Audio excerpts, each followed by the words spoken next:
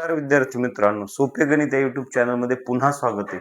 विद्यार्थ्यांनो, 45 45 90 जो त्रिकोण आहे तो अतिशय महत्वाचा आहे. कारण या त्रिकोणामध्ये ज्या दोन बाजू आहेत काटकोन करणाऱ्या, या दोन बाजू कर्णाच्या 1/वर्गमुळात 2 पट असतात. म्हणजे कोण P 45 कोण R 45, म्हणजे दोन्ही कोण एकरूप आहेत. मग दोन्ही बाजू पण कशा झाल्या? एकरूप. मग दोन्हीची माप कशी झाली?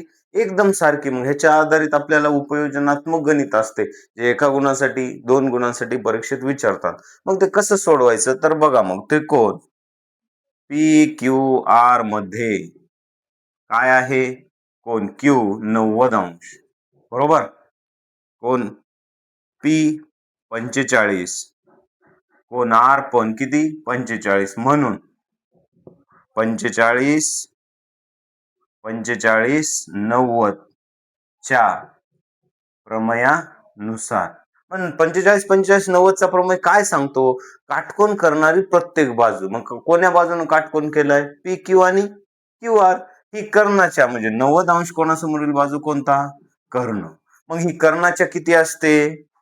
PQ बरोबर QR, दोन्ही एकरूप, बरोबर कर्णाच्या 1/वर्गमुळात 2 पट असते. आणि कर्ण कोणता आहे? PR. तर मग हे झालं उपयोजन. यामध्ये फक्त अंक येतात आणि तुम्हाला किंमत काढायची असते, पण त्यासाठी हे येणं आवश्यक आहे. ओके.